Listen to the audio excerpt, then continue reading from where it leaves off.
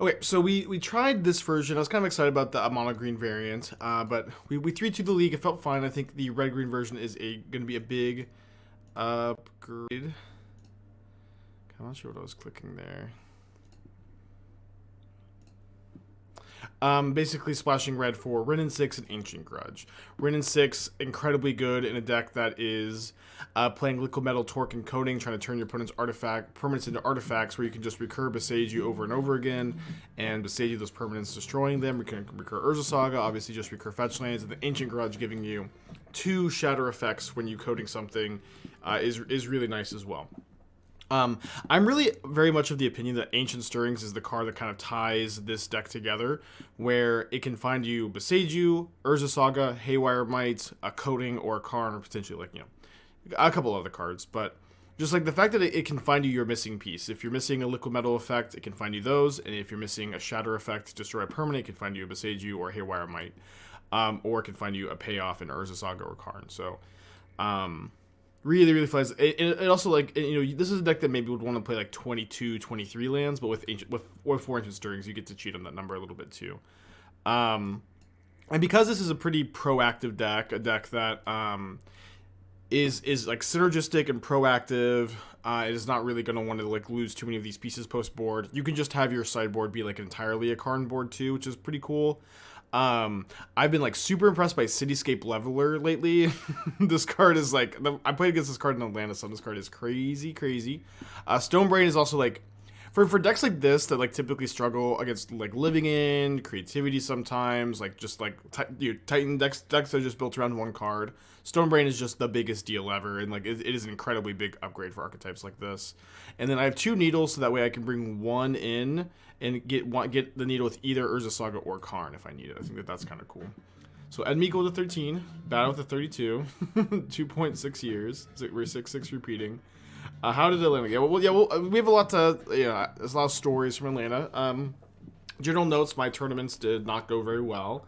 I had like kind of a deep run in the sealed 10K actually, but then lost 2 incredibly close games, while being more resilient to graveyard hate. And so this was my attitude. Playing against Tron, so obviously gonna need to find a Karn at some point, but don't hate this Boseiju either. Obviously, a good matchup. Yeah. So that was my in general impression of the deck. That being said, talking to a lot of people who played the Pioneer tournament too. This is the average Pioneer experience. Okay, the average Pioneer experience is either choosing to play mono green. You could choose to play mono green, which is fine, obviously. Choose to play mono green and just hope that you win the die roll against like the aggro decks, and if you don't win the die roll against the aggro decks, that kind of stinks, but you still have like plenty of game elsewhere. Okay, so this is interesting. I feel like I really want to assemble Boseiju Wrenn and Six here, and in order to like make sure I can do that, I think I have to plan to grudge the Sprawl. And I hope they don't have Nattytron. Cash register 10 months, thank you. There's only 7 coatings. We have the 8th coating in the sideboard for Karn, right? Oh, no. There are only 7 coatings. Title's clickbait. What can I say? 7 coating just doesn't have the ring that you want. I think the general experience is you play mono green and just hope that you run well and your deck's really good, and if you win the die roll and your bad matchups, you can win anyways. And then the other process, they do have Nattytron, damn it. The other process is 5-0ing with the deck one time. 5-0ing with the deck one time, feeling like you just broke it and you're good to go. You're good to go. Dang it. Yeah, so did they pop the Relic end of turn? If they popped the Relic end of turn, I messed up really bad, sorry. They did pop the Relic into turn. So I was supposed to. So this was actually on me, huh? And we F6 through our first turn. Dude, this is the worst first 10 minutes of any stream ever. I have a nosebleed on stream. First thing, I am talking and don't Boseiju with the Tron land, and then Accidentally F6 to return. Haven't played Magic Online all weekend. You had many windows to blow up land. I mean, I had like one window to blow up a land, right? Let's catch up on my stream. Okay, I'm gonna bring in a needle over the Shadowspear. If I need a needle, I can still go off Saga or Karn. Don't really want this relic either. Yeah, let me actually bring in the 4th coating, where Karn is gonna be good if I draw it even without a coating in the sideboard. I have a few other things to get, specifically the. Oh, I'm not playing the orb anymore, the 2-mana orb. I was playing it for a bit. Maybe I do need the coating actually. I can get the not Torpor Orb, the anti-Tron Orb. I can get Stone Brain, which can get a Tron piece potentially. I can get Needle. Yeah, maybe I do need this in the sideboard. I think that's true. I don't want the Shadowspear or the Relic though, so maybe I'll just play a Power Conduit. I could play a.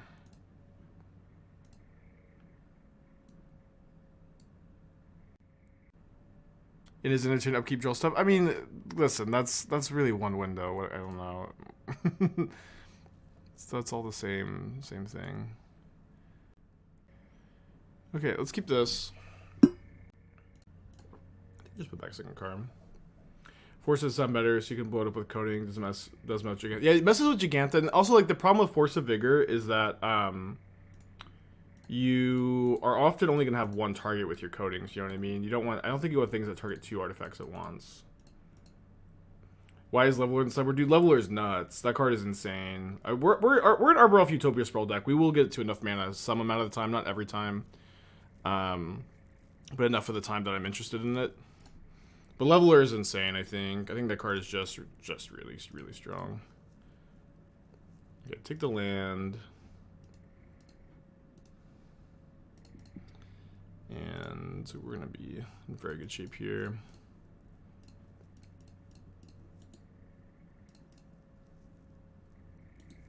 Is Relic better than Lantern? Exiling your yard seems bad with Wrenn. It's actually not that bad with Wrenn, where like you have control over when you're exiling your yard, right? And so if there's a land you want to be recurring, Saga, Boseiju, you just pick it up with Wrenn, then you crack the Relic.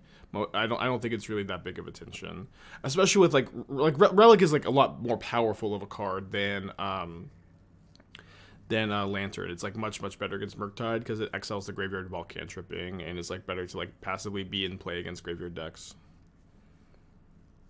I was here long. Hey, yeah, it was really nice to meet you, Professor. Thank you for popping in and saying hi.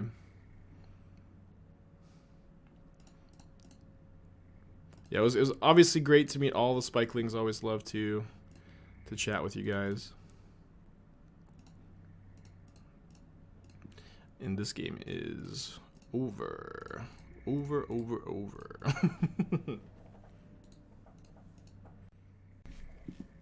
Stream Decker seems to be empty. Stream Decker breaks all the time. Could seem to be empty. I don't know exactly what's going on. I'm playing Red Black Sack of upcoming RC. The plan is to main deck hate for green and have good matchups against things that beat green like humans. Yeah, that's the thing. It's like, listen, you play a deck. You are either saying this deck has a good mono green matchup, or this deck doesn't have a good mono green matchup but is good against everything else, or you play green. This is like basically the attitude that every single player has, and so like a lot of Pioneer is like matchup lottery / die roll, because like this is the dynamic of the format. You play green. You play a deck that's good against green, or you play a deck that is bad against green but better against the rest of the field. And like there's a few decks that I think maybe have like small edges over both, like maybe Phoenix, maybe mono white, maybe not mono white, maybe not Phoenix. You know what I mean? It's just all a little up in the air. This hand is maybe a little suspect, but it has so many good draws, and it is an Arbor Elf Utopia Sprawl hand on the draw, where we can draw Karn, Boseiju, Ancient Stirrings, and just feel like really, really good about this hand.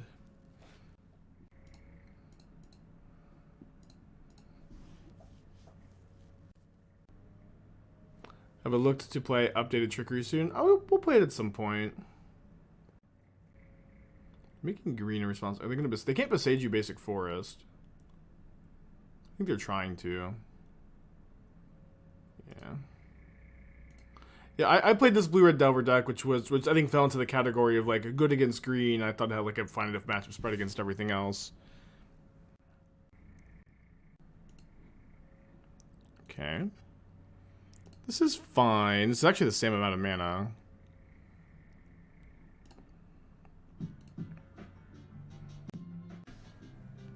Nonsense. Thank you for the 21 months. Appreciate you.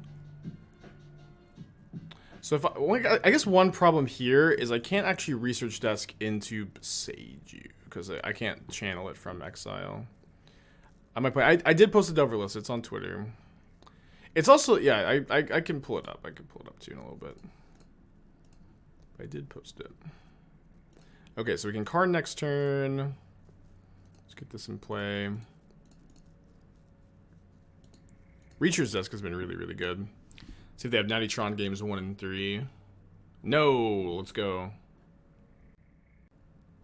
Okay, that's fine. Yeah, I'll pull up the list after this match. So I guess I'm just gonna Karn for Coating. I could card for Needle, but like Karn's passive is basically needling everything. I could also get the Stone Brain and get rid of their mind. It's probably just gonna be better to get the Coating. I can't really see like that not being the best thing here. Smooch for the 20 months, like, thank you. Cast the Karn. Get the Coating, 1 mana short of casting it, plus Wrenn and Six. Attack for 1. And Nonsense for 1, Switch 20. Trip is good. RCQ this weekend. Jim Karuga Blood Center Band Company with only 1 day to prep. I feel like you've been playing a lot of the Karuga Blendset deck. I would probably recommend that. Okay, win the match, punt game 1, feeling good. Like every single turn that passes, let's keep this. Good, we're very good again at having Sprawl, Arbor Elf, huh?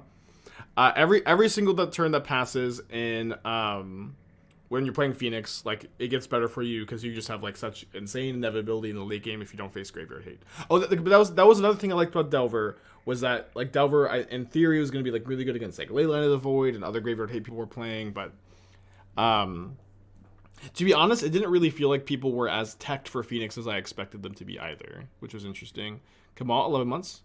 How many LCQs did I play? I played 4. I didn't win didn't win any of them. I don't know. It was tough.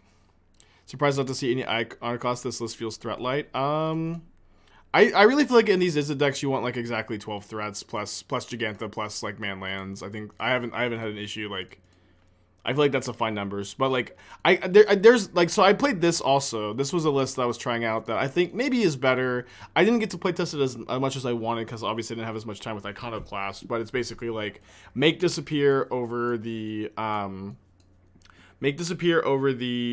Lofty Denial of 1 mind over Chart of Course, and then your Young Pyromancer, Iconoclast as your main threats plus Ledger Shredder to fuel your cruises.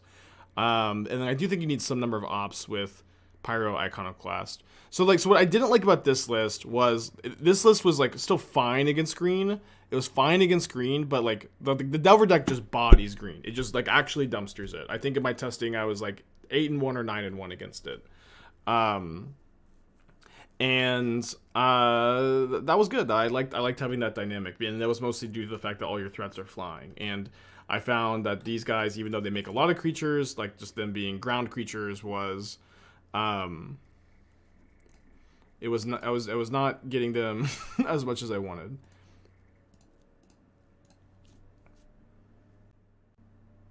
Did I see Jim's brew? Yeah, I saw it. I think I've seen it before Jim played it. That deck looked pretty good too. Definitely a lot of ways you can build it as well. Okay, so we get to pay for this and then pass.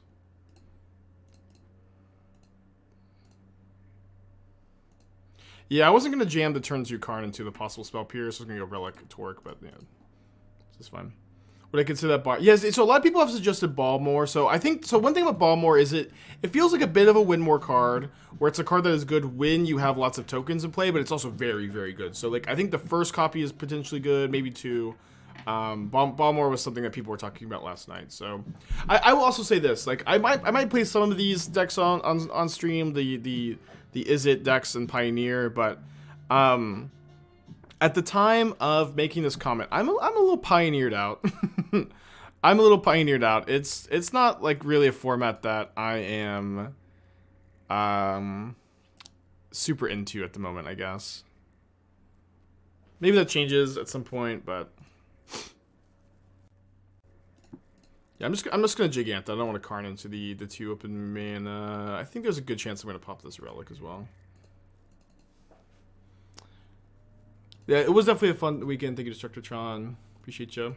The Max with a 31. It's a long time. Thank you, Max. Okay, so they definitely have Counterspell. No, it's crazy they let me untap with the Arbor Elf. Oh, my luck step. The Arbor Elf,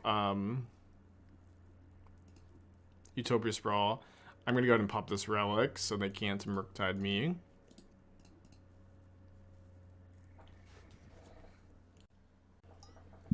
Five cards in hand, definitely Counterspell, or, you know, almost definitely Counterspell.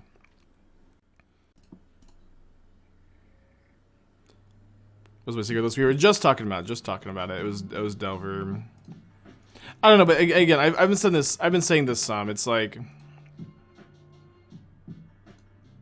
sorry, I guess I wasn't supposed to play the Boseiju. It feels like everybody in Pioneer either played green or they played a deck that they thought was like secretly nuts and like or like amazingly positioned, but like reality is like.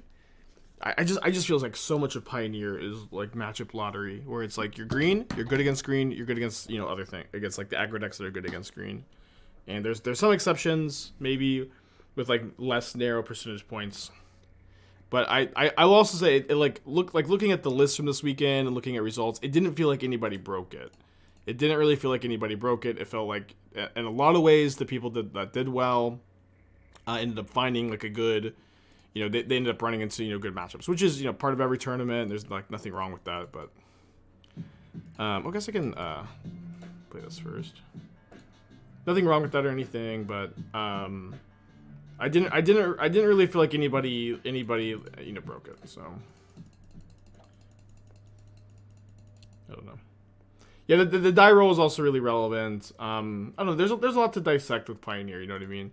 Wolf Skull, 12 months, thank you. My opponent is just like straight up not countering anything. they're just straight up not countering anything. This doesn't make the Sprawl fall off, right? Surely not. With the Lotus deck, that seemed like that did okay. Well, Lotus is like really bad against mono green. Is the issue. Lotus Field combo is really bad against mono green. And so that falls in the category of like dodge mono green or try to hit mono green if you're playing not mono green is my impression. Okay, with Stirrings. My thoughts on Doom's Fire deck. Okay, so I'm sure maybe some of y'all saw, but I was like late night, like right before the RC, I was panic switching. I was like, I'm gonna switch lists. Does anybody have cards I can borrow, right? Or does anybody know of cards I can borrow? The deck I was going to panic switch to was Doom Makes Fires list. He was like, Spike, I got it. It's this deck. This is the answer. And, you ever see a Gigantho with a Nettlecyst on it? This is the deck, Spike. This is the answer. And I don't know. I performed pretty poorly with the list, honestly. I like did not run super well with it, but I was trying to trust Doom. And here's also the thing with Fires decks. Like one of my good friends played Karuga Fires, like a more standard version at the tournament. And this is the issue. This is the reality with Fires and Invention decks in Pioneer. If you are winning die rolls a lot, if you are curving out, if you're drawing fires, your deck feels like the best deck in the format by a lot, and it feels like just the best deck ever. But the deck like doesn't mulligan very well, it stumbles a lot, and it can lose games against die rolls. It can lose games to die rolls a lot too. So like Fires is a really hard deck to navigate or evaluate, where it is just one that Utopia Sprawl is already enchantment Nettlecyst Sconce. I see.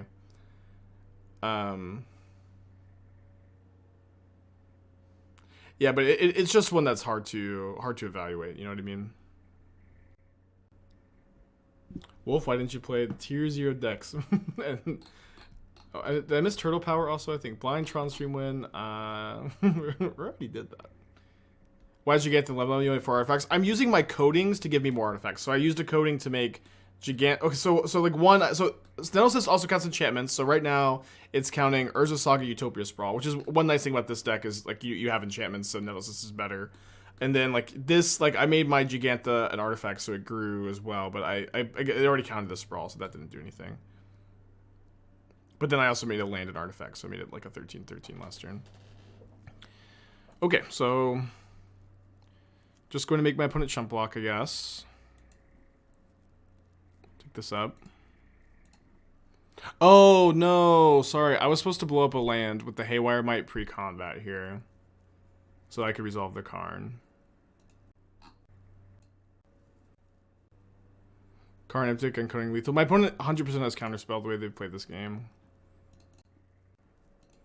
I'll just let them use it though. What was the cultivation list just to ramp? Yeah, so I'll show. I guess I can show Doom's. Oh, so I ended up changing a lot with the list too. I ended up changing a lot of Doom's list, so I ended up cutting all the careful cultivation because I think that card sucked. So this is what I started with. This was like the secret Doom list. It was a Karuga deck, so you're wanting to like Karuga's insane with fires, and so the idea was like Rootwire Amalgam gives you like a cheap early play, and then with Fires of Invention, Rootwire Amalgam is 15/15 haste on turn 5, which is pretty crazy. You know, not going to beat everything, but 15/15 haste and beats your Karuga requirement and is like a 2/3 against aggro decks is pretty relevant. You have Cut to Ribbons as a removal spell that meets Karuga's restriction 2. I ended up hating Careful Cultivation. Doom makes list at 4. I started with like 3, I think, then 2, and then I think I ended up. This is like where I had kind of settled, where I like loved Cut to Ribbons against like specifically Phoenix, killing their Thing of the Ices and Shredders on turn 2 was huge. And I was main decking a Crow and War. I thought main deck a Crow and War was really good. Doom makes list is different from this. But that was the gist of it. Where can I find that list? I guess I could just like dump it in the Stream Decker real quick. Yeah, this list is very cool. So I want to have a Pioneer Day today. I would love to like stream, or not today, this week. Pioneer Day this week. Right now today I'm like very burned out on the format. I've been saying this for a while. Pioneer is a format that like I've been enjoying in small doses, and this weekend was a really big dose, and I'm certainly wanting to take a break, but maybe a little bit. Did I work on Doom with the list preparation? A little bit. So it was mostly like Doom sent me like the first draft, and we were sending each other drafts, and then we like disagreed on a lot of cards, and that was about it. But we were chatting, yeah. Like he was one that sent me the list, and like I was like, hey, Careful Cultivation. Oh, whoops, I did not mean to do that. Careful Cultivation, I think this card is garbage, Doom, and he's like, what are you talking about? Cultivation is great. He casts fires on turn 3. I'm like, I don't always draw fires, Doom. And yeah, we're working on it a little bit, I guess. All right, so we get to Shadowspear, our Giganta Nettlecyst. Seems pretty good.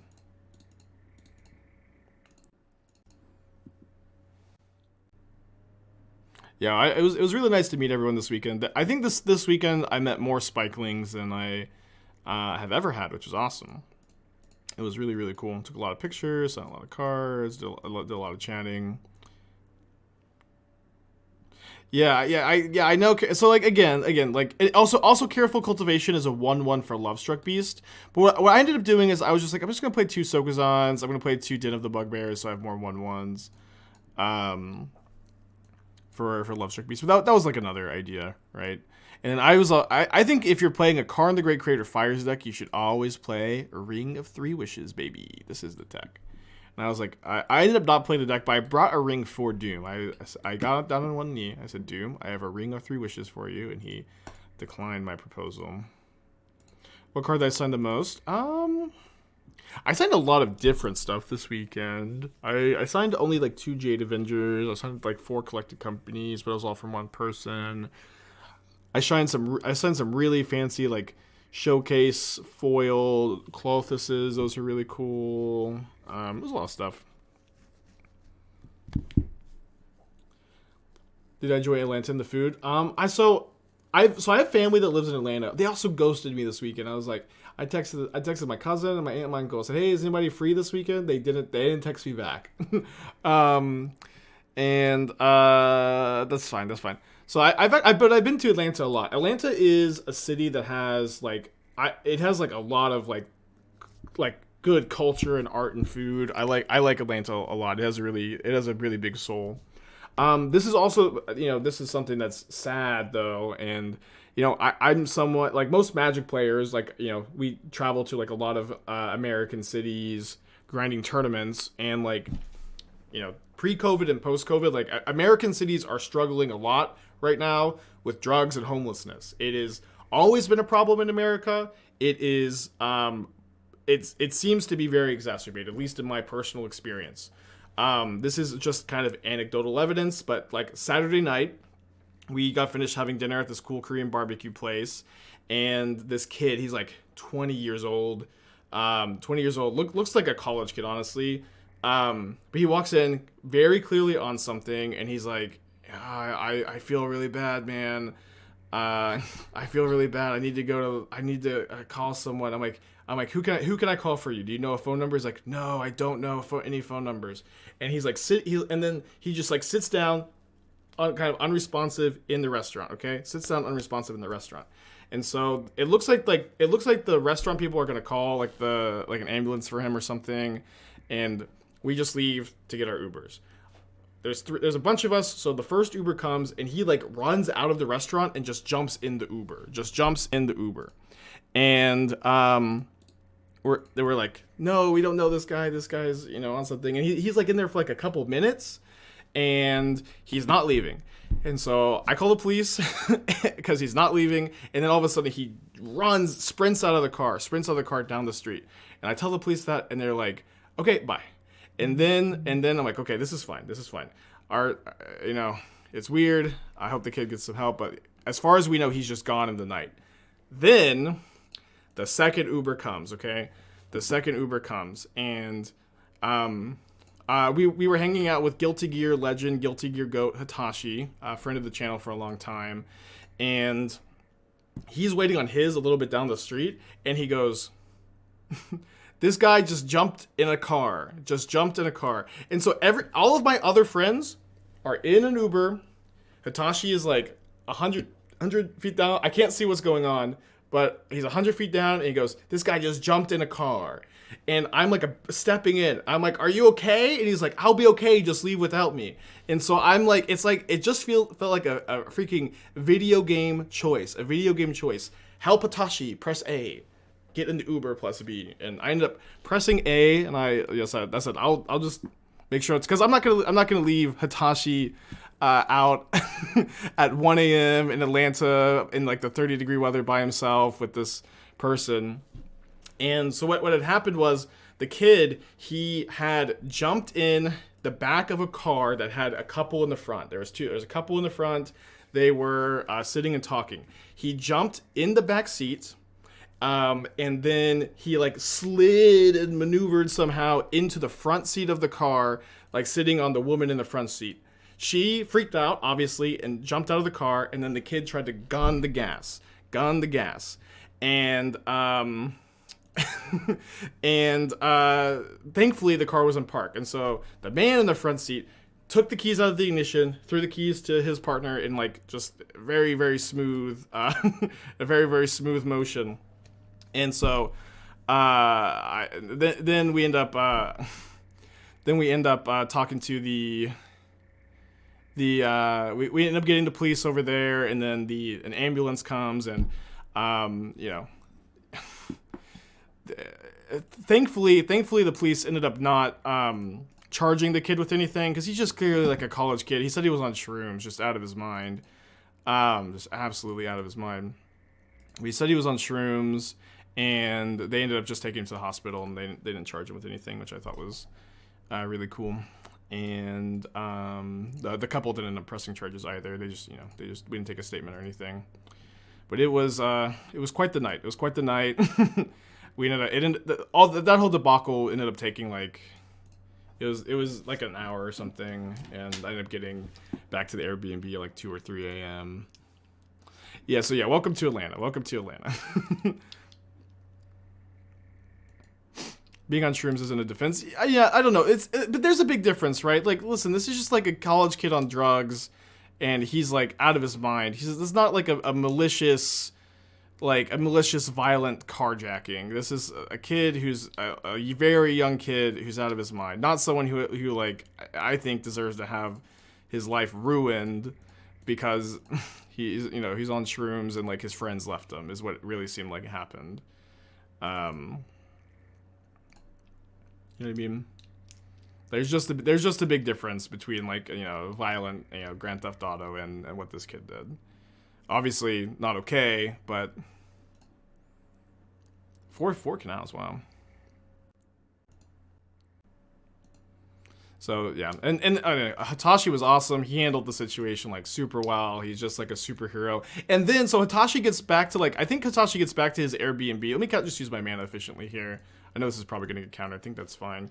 Hitachi gets back to his freaking Airbnb at like 4 a.m. I think, or very late. Gets to sleep at 4 a.m. and he gets second place in the Guilty Gear tournament the next day. It's like just an absolute machine. And I text him about it, and he's like, "You gotta."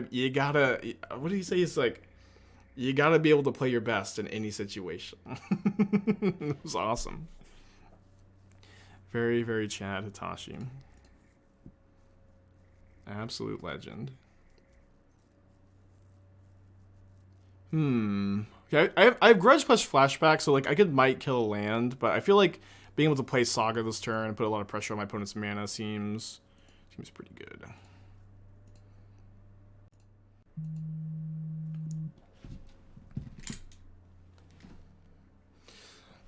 So it was a pretty eventful night. It was a pretty eventful night, and then I ended up getting an earlier flight on Sunday. I got some rest, and I'm feeling all right today.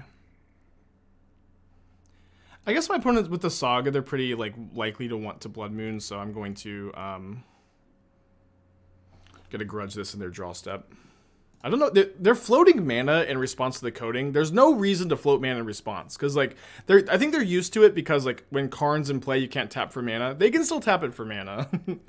Green White Auras across the RC. Yeah, I mean Auras is weird where you have some really bad matchups like Fires, and it kind of depends on how many Lilianas maybe Rakdos is playing, or maybe I'm not sure exactly what version of Auras did well actually. If it was the the Light Claws version or the Hexproof version, but yeah, maybe Auras is sick.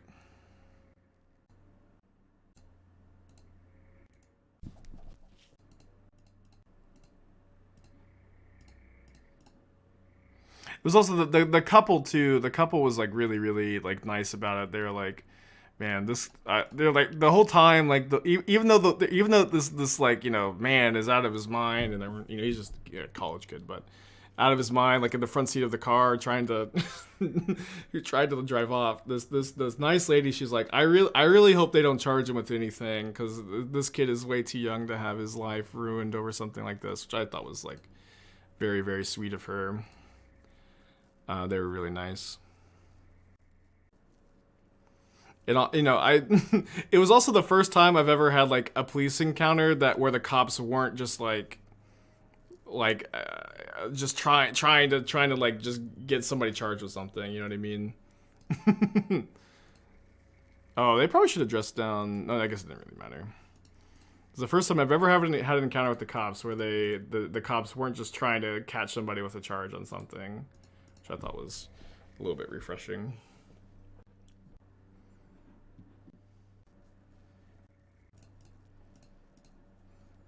Okay, so I think I'm just gonna go Karn, kill their land,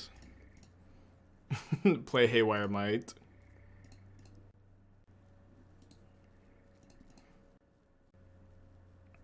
If I buy Wrenn and Six and Boseiju list, I'll have everything for Jund Saga. I don't think I contain that influence in my life. Don't do this to me. This deck looks good. Yeah, this deck is pretty sick, I think.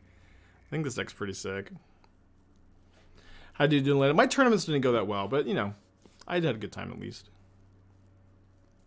So they go 1 to the Mite, 3 to the Karn. They have to attack Karn because they don't get to activate their treasure tokens, I think. Why Leveler over Titan in the sideboard? I mean, your deck is already pretty good at, like, land destruction, but... I mean, my main thought is that, Leveler's nuts. I think Cityscape Leveler is really, really good. I'm just trying to think what I'm gonna try to block this with. Probably the second coating Torque, Shadowspear. Torque seems fine. I can Gigantha this turn. And then I can, if they kill my Torque, if they go like Land Bolt Torque, I can Coating the Ragavan and Boseiju it. Boseiju, Ragavan, then Karn the land. Oh yeah, I guess that was better. That was better. Equip Spear. I want to hold up the Boseiju.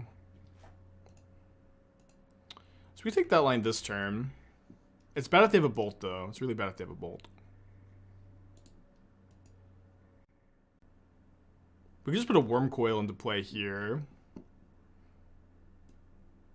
Not really sure how they ever beat a Wurmcoil right now. Yeah, I feel like just putting a Wurmcoil into play now before my opponent's able to like go like Land Bolt the Karn seems fine. A lot of times if you have a line, you're like, I have no idea how my opponent ever beats it. You know how your opponent beats the other line, Land Bolt, with 6 cards in hand. Oh, fuck. Freaking Modern Horizons, am I right? I guess I put this on top. It's just going to get Ragavan, though. Freaking Modern Horizons.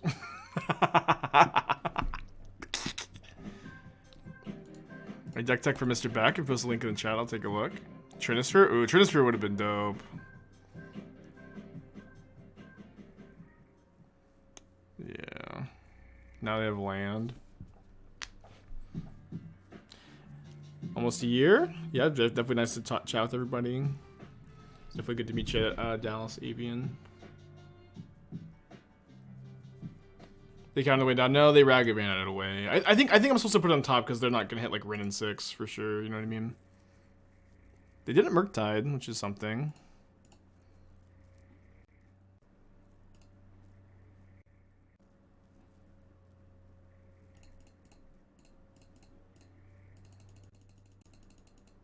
Wow, we were so ahead. What happened? Yeah, no Unholy Heat right now is good at least. They put a card on top. That's bad. Get hit by Monkey once. Game over. I used to play a build deck with Skydiver. Any consideration that card, a little lost of the sauce, but it was often not too bad. I've played Skydiver in the past too. I agree. Often not too bad was kind of my evaluation as well, but honestly, I think I'm looking for something a bit better than Skydiver. I don't know. I was never super duper impressed with it. I don't think it's something that I'm very excited to splash blue for in this deck. That feels very streamlined at the moment. Yeah, Karn could get the Wurmcoil back potentially. Opponent is also still stuck on 1 land, and we're really cold to an Unholy Heat, but if they don't have heat, they're not gonna have a great time attacking either. Is Modern Horizons 2 a powerful set? I would say so. I would say yes. That my evaluation would be yes. Okay, and like really a big part of the reason why I like this build is Stirring just ties the room together so well, where it finds you Karn, Coating, Grudge. It doesn't find anything here, but it has a lot of very good hits. It finds Haywire Mite for you, Boseiju, Nettlecyst, Torque. Sorry, yeah, not Grudge. It finds Boseiju, Saga, Karn, in your Torque effect. Okay, so we can get back a Saga here.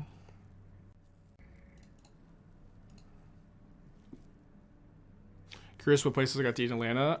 Okay, so Friday night I got there pretty late from the airport. We just like went to a bar in a hotel, which is, you know, kind of boring, but and it was like not very good. Although we did get the bartender to take a shot with us, which is cool. And then I took Doomwake's tequila shot because he doesn't like tequila. And then Friday night we went to this really good Mediterranean hummus. I had a lamb shank. It was really good. It was just kind of like a mom and pop hole in the wall shop, but it was so good. I could look up the name of the place. It was phenomenally good though. Okay, bolt this now so I can't Yavimaya Urza Saga, huh? It was so good. It was just My review is And then Saturday night we had a really good Korean barbecue.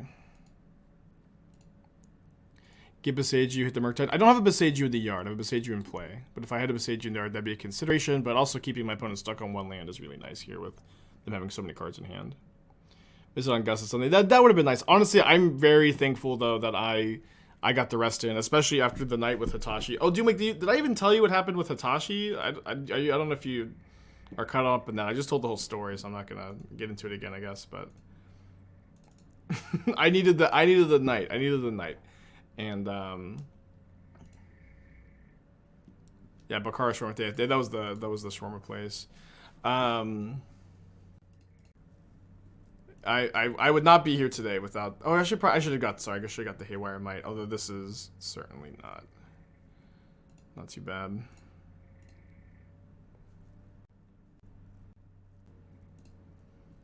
All right, that should probably do it. Yeah, I should have got the Mite. I'm just very used to in these spots when like you have all of this mana and you have Saga just getting the research desk.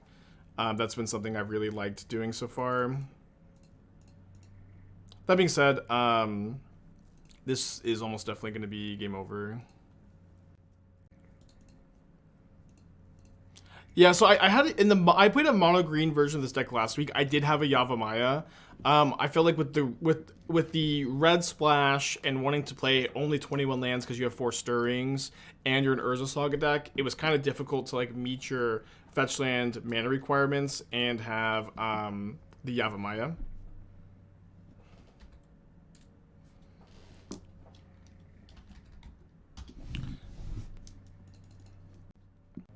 This deck is really sweet. I'm very much enjoying this one.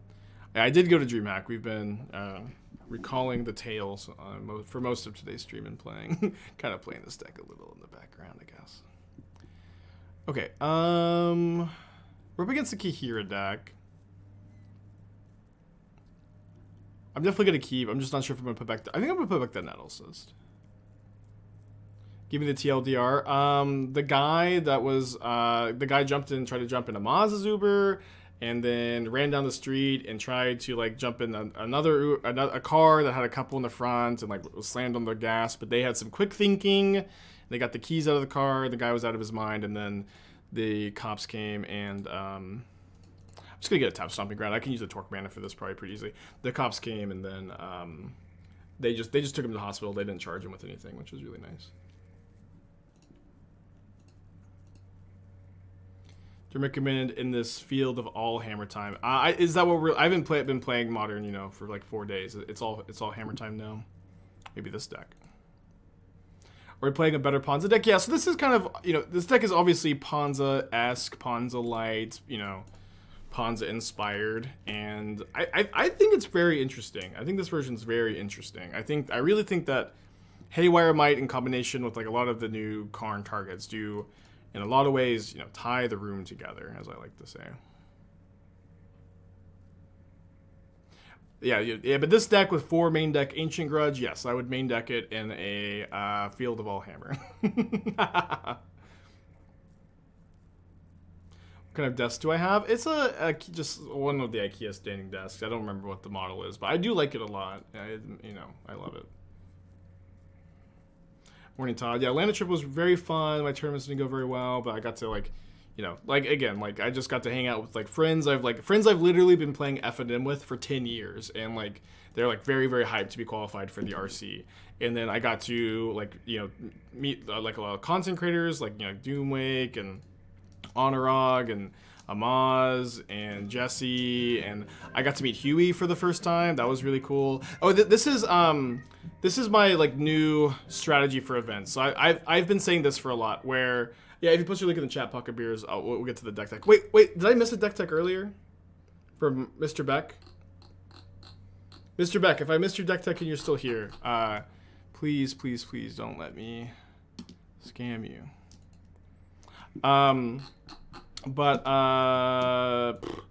So I keep going to all these events.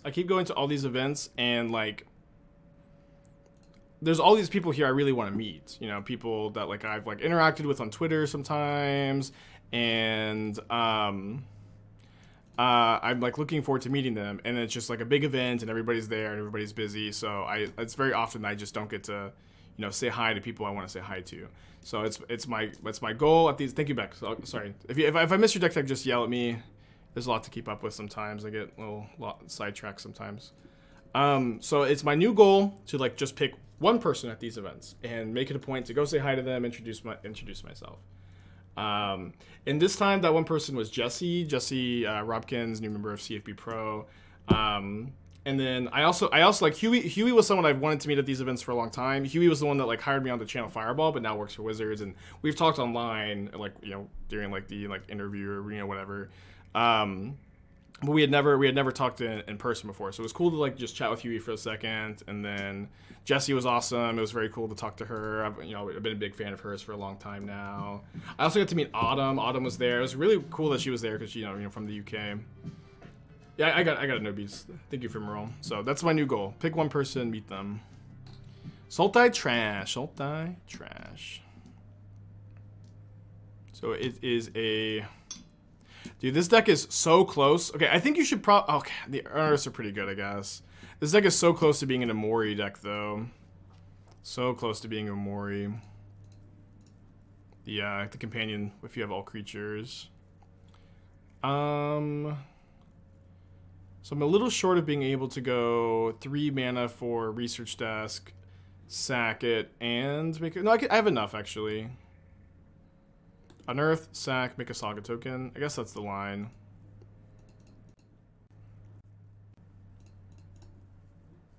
Research Desk has been very, very good. Okay, take the Karn for next turn.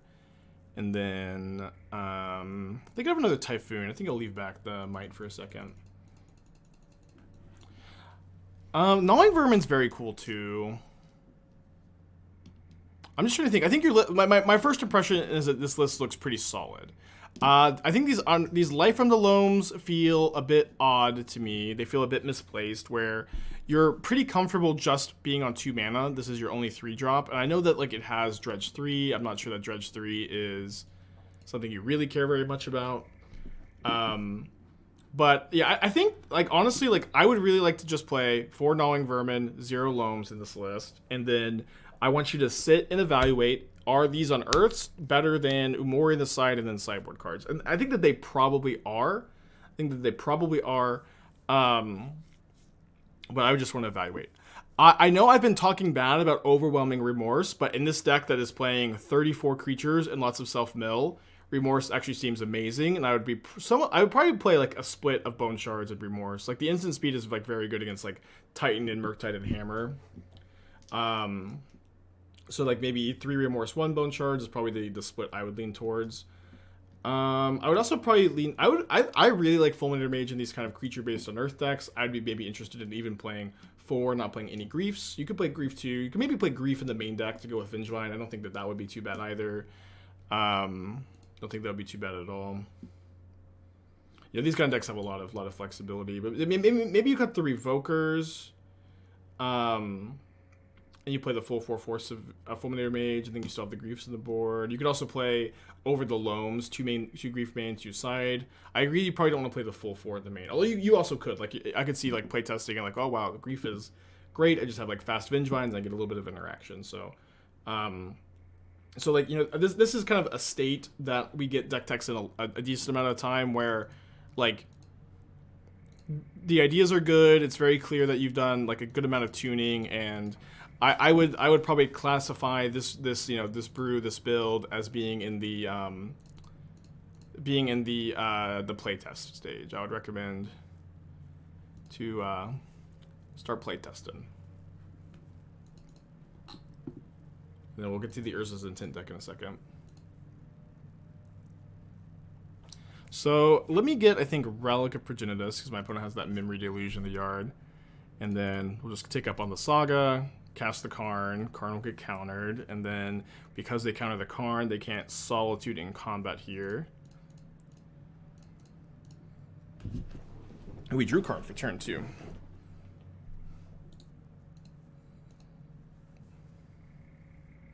Yeah, I think Unearth plus Sideboard cards might be better than a Mori back, but you have to just have to think about it and playtest some, you know. Ooh, main deck dress down. That's pretty good. Okay, this is like the second time we've gotten this deck tech.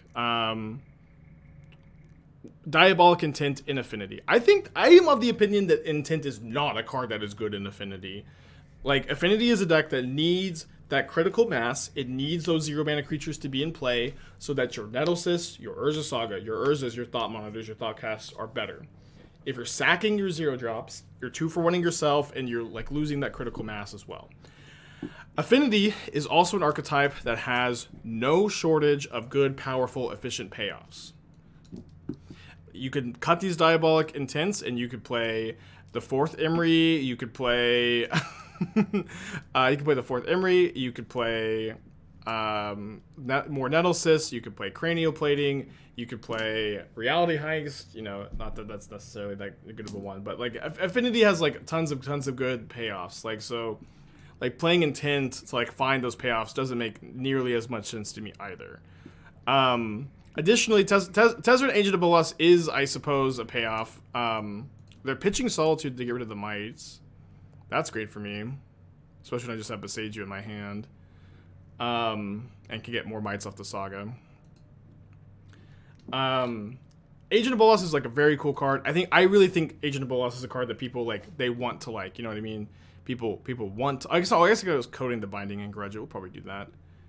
People really want to like it, and that's okay. There's nothing wrong with that. We pop this now too, before anything that I want to stay in the yard goes. They want to like this card. It's really, I think, outdated and underpowered.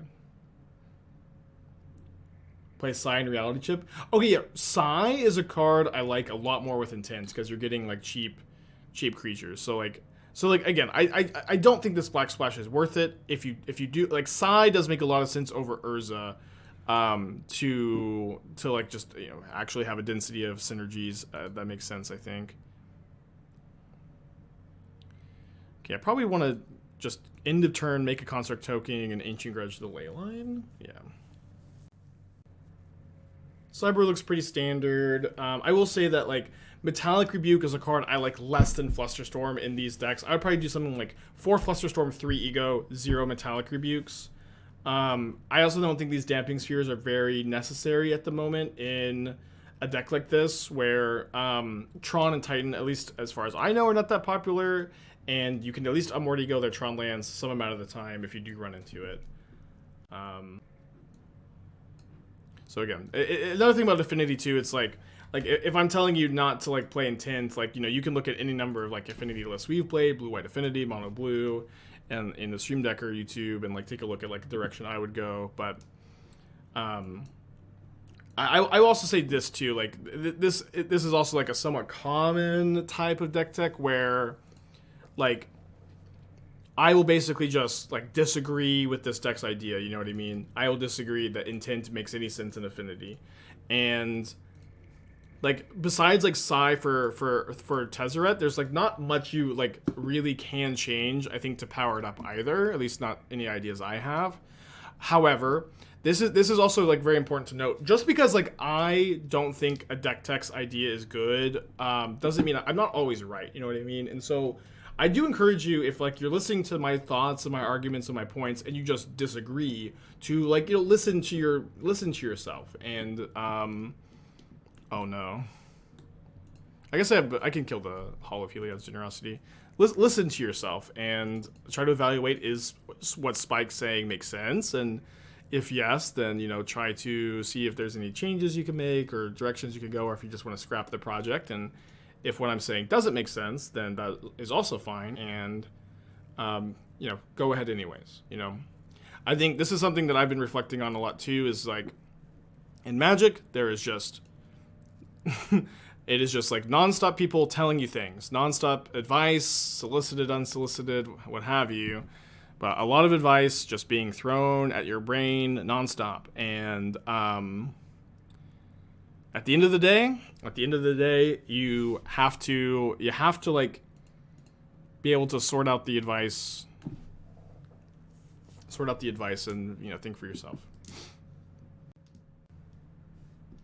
Do you think Intent could be good if using a Thopter sort of affinity list? Yeah, I think that's a place that makes more sense. However, I think it would have to likely be closer to this shell, and this is something maybe we'll do. So that's Pioneer. Yeah, so something close to like the Grixis sword shell with Oni Cult Anvil. Oni Cult Anvil is, I think, a card that like synergizes pretty well with Diabolic Intent, and I think it makes a lot of sense. Okay. So attack my opponent for 4. I'm going to Mite the Leyline Binding. I don't know what they're pausing so much for, but I'm going to Mite the Leyline Binding, get Wrenn and Six back, play Urza Saga, and then I'll have 4 mana available. Then I think I need to Boseiju this Hall, and like they're probably not going to get a land, so they can draw their Typhoon, and then like that's fine. Was playing Pioneer as bad as I expected over the weekend? I don't know. I've been saying this a lot. I like Pioneer. I like Pioneer in small doses. I think it is not the best tournament format right now, and I think it is also not a format that I have not really enjoyed diving super deep into it like I've enjoyed diving super deep into Modern and playing Haywire Mite Liquimetal Coating. I just built the budget for that deck with intent to be super key. I haven't tested it yet. So like the deck I think is pretty playable without, or somewhat playable without. It got a lot worse with the Luris ban, of course. Playable without the intent, and then I just have to test it before I can tell you how important it would be or not would be. Okay, so I think I'm just playing a second Liquimetal Torque here, and then I'm gonna Boseiju the Hall after they put this Typhoon on top. Maybe in their upkeep. Misery Shadow was a great addition to Rakdos. Yeah, that card's really good too. I agree. Certainly helps the mono green matchups, which is all weekend we were clowning a little bit on the Rakdos players. You're like, mono green matchup's not that bad. we felt like it was, in fact, that bad. Is Obosh Panza something I would try? Business through 12 months. Thank you. It would be something, yeah. So that was something maybe I was a bit more interested before Brothers War, though, where I thought Panza was, it has been a very difficult deck to play for a long time. And I think a big issue that Panza has right now is it's weak to the one card decks. It's weak to decks like Living End, and it's weak to creativity. And I think it struggles a lot against like this type of strategy. And so I can't Boseiju my own thing. Okay.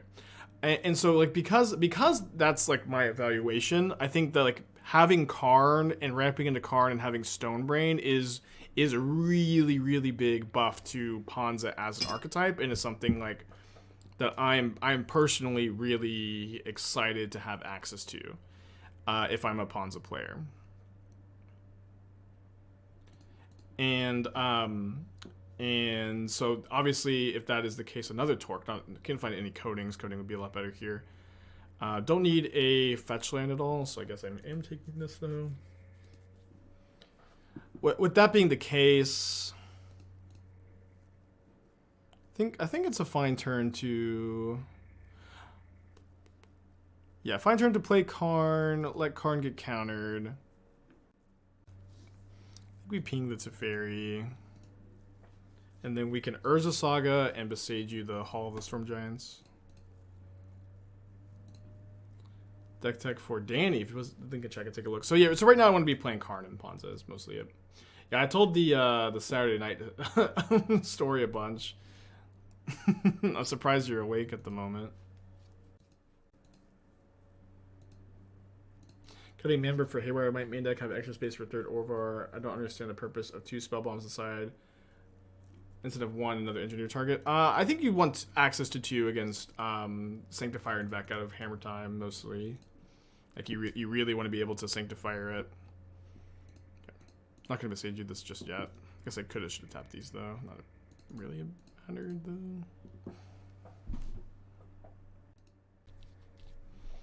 Do I get another Haywire Mite? Shadowspear. I drew the coating, so we'll get the Mite.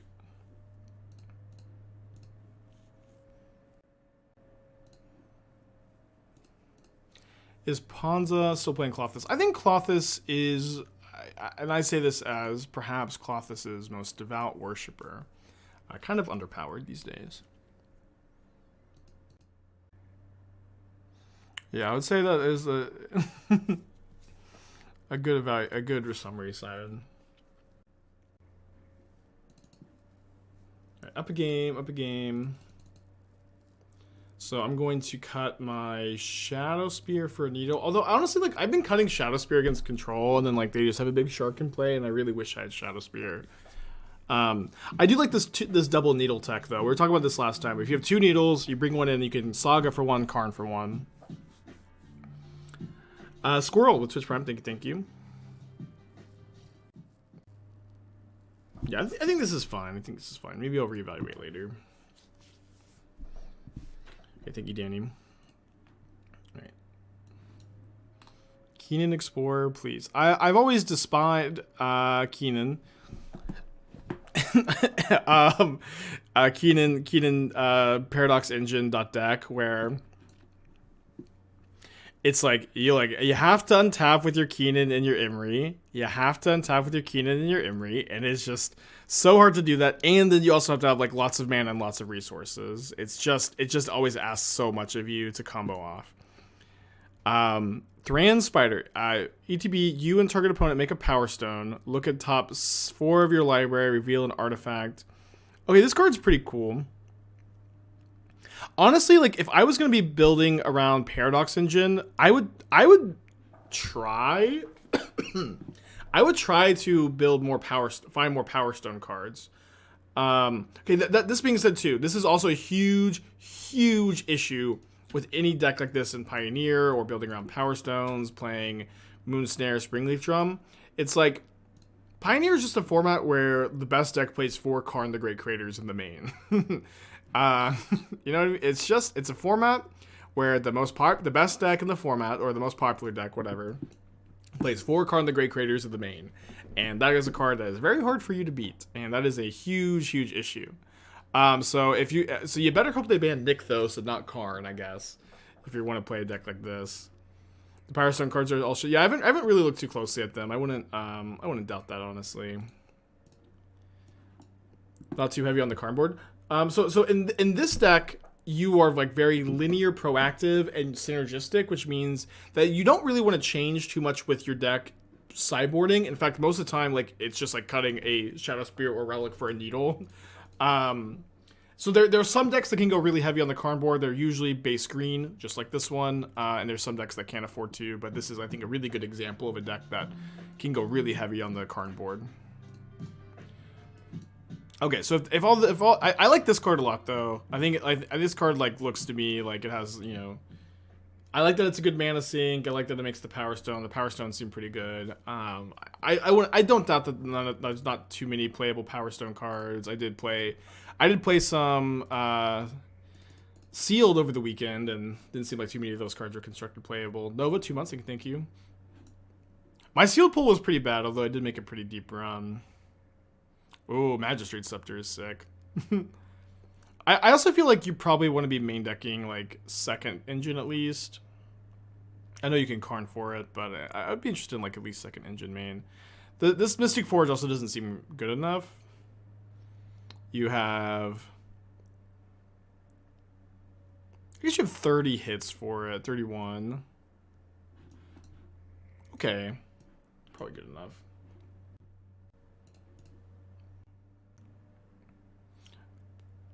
Tough deck. Tough archetype. I don't know. I'll think about it more, Danny, and message you. I don't usually offer this, but Danny and I go way back. Getting overthink of it 2 months. No. Okay, sorry. This is actually fine. I thought they were getting my Saga. So against blue-white control, I'm not really going to be that worried about my opponent having Spell Pierce. So I think this Karn is very likely to resolve. And then I think I'm going to get Power Conduit to go with my Urza Saga here. Let me just double check that there's not anything else I super duper want. Yeah, I think that makes sense right now. Yeah, do make Lust of the same Platinum Angel 3 times after doing killed it twice. I had no playable retro artifacts in my pool. I had a Springleaf Drum. No! It finally happened. It finally happened. I finally got Stony silenced. I have Boseiju in the deck. But I've been playing these Karn decks for so long, and I've just been like, listen, chat. No, literally nobody's ever put a Stony Silence on the stack. I finally got my comeuppance.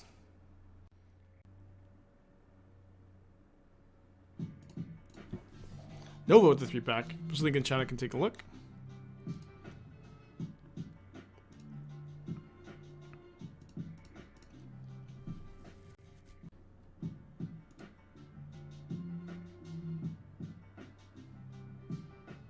Oh, we can leveler the Stony Silence too. That's kind of cool. They're gonna counter the needle. I'm gonna name Teferi. I just want to get something that does something too. Teferi Time Raveler.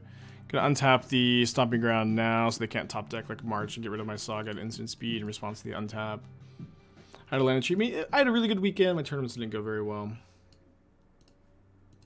Right, deck for Nova. Blue-white Narset Karn. So I've seen this kind of build in the past, playing both Karn and Narset. Obviously. Man, all these enchantments, I can't mite them. I can't coding. I just have to hope to find a Boseiju. I do have 3 Boseijus in the deck though, so hard to feel too bad, I guess. And they get rid of Karn here. That's actually totally fine with me. They're also at 9. They only have 3 cards in their hand. So I feel like I understand that Narset and Karn feel like they go pretty well together because you can get Teferi's Puzzle Box as like a cool lock piece, but I feel like your curve is just always so high when you build a deck like this in a way that I'm not a very big fan of, I suppose. So I have a needle. I brought in a needle, and that's the only thing that does anything. So, oh no, sorry. I already have a needle in play though. So I should name Teferi Hero. I should name Hall of the Storm Giants. Let's name Teferi Hero. And then I have Lethal. I'm a bit worried about Archmage's Charm. I'm just gonna think if I should cast this Haywire Mite. I think it's probably fine. Send in with the team. So yeah, I think that if you're going to play Karn, you really can't play like Jace. It's hard to play Memory Deluge. Like, if you're playing Karn Narset, like this kind of has to be the top of your curve. It's also true Karn is like not a card I think that plays super well with counter spells, where Karn is like a slow 4-mana spell that wants to play mana acceleration and it wants to play at sorcery speed. And I feel like I always feel like there's tension. Oh no, I can't equip the Nettlecyst.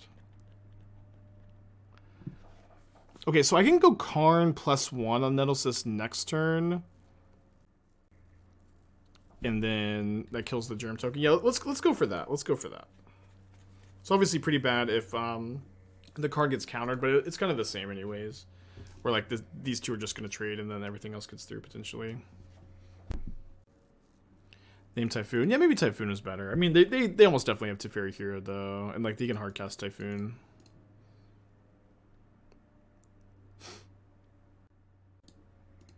Okay. That doesn't feel great. I'm going to attack with everything. They have to block a 6/6 if they don't have something else, and it's kind of hard to play around something else here with them having Stony Silence. And, I mean, they just had it all. I don't know what to say.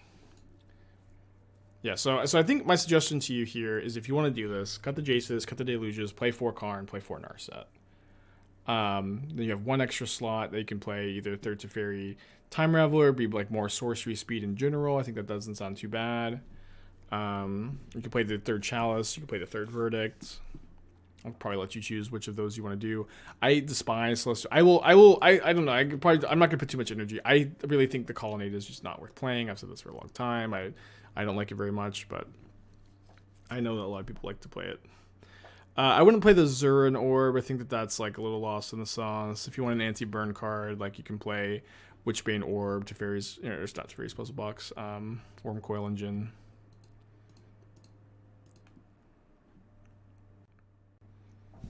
Another issue with like playing Karn and blue-white control too, though, is like your deck that is playing Solitude and Supreme Verdict, and these cards are just like not good in every matchup. And so like it's very difficult to like have a good sideboard, which is very important in a control deck. While also wait, this is counting my stuff. This is so frustrating. I just need to find Boseiju, and I guess it's kind of nice that Stirrings can maybe help me find one. Just need to find one.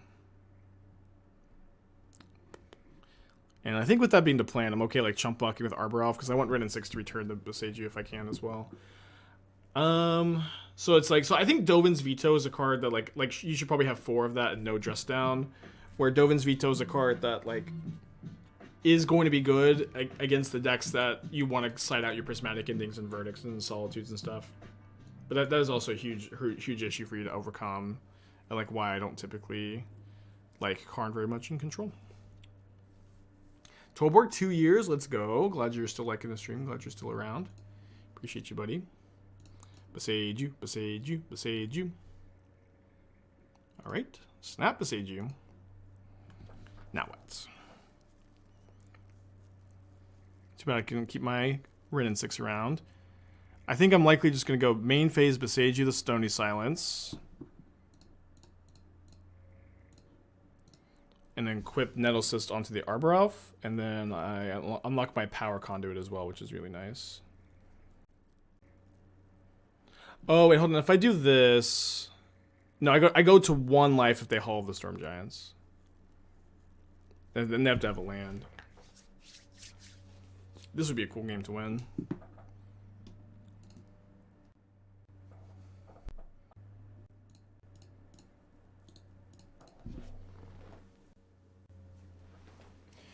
So if they have another Solitude, I mean, I guess they would just choose not to exile. If they have Solitude land, I'm dead. Archmage's Term. Damn it. Damn it. Okay, so if they have a land, I'm dead. No land, no land, no land. Awesome. Okay. So I have the Power Conduit to keep my Saga around. I can get a Haywire Mite, which would be... Yeah, Haywire Mite to kill the Binding's huge here. So let me go... Put this Saga trigger on the stack. I'm just going to put a charge counter on a Needle, I guess. I drew another Haywire Mite for turn, which is actually really good.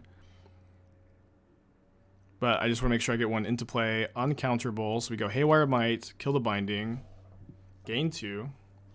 They go Doom all weekend? Yeah, I mean, I usually do. I love Doom.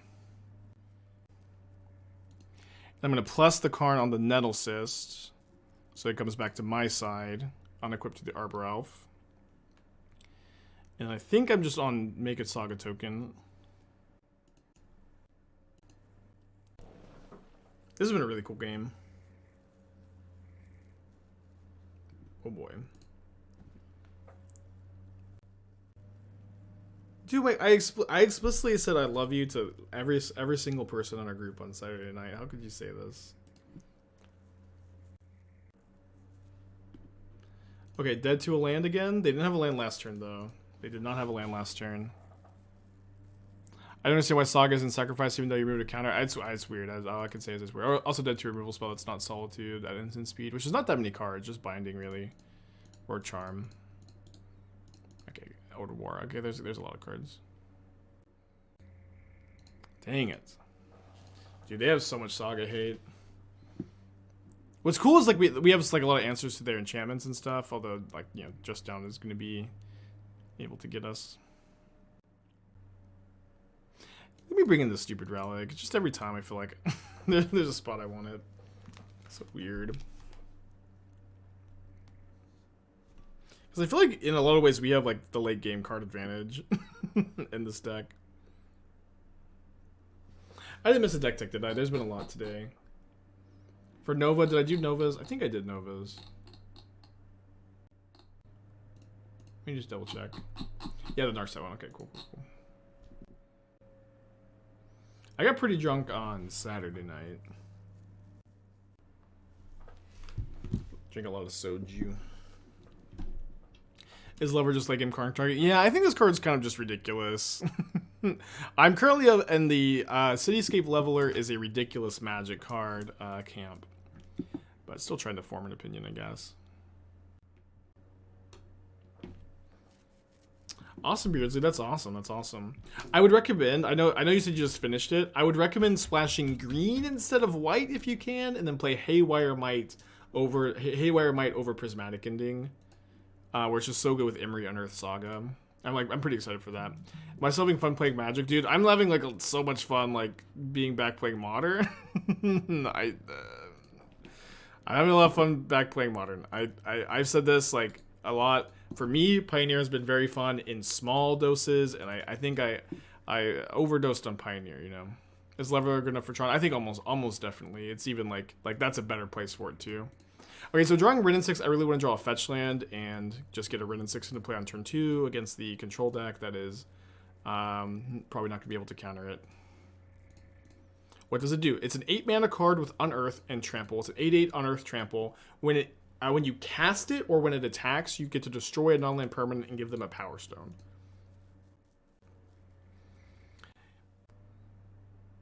Yeah, I posted the list I played on Twitter. I played Delver. It has a great mono green matchup. I think it has a reasonable matchup against everything else, but my LCQs just, you know, didn't go my way.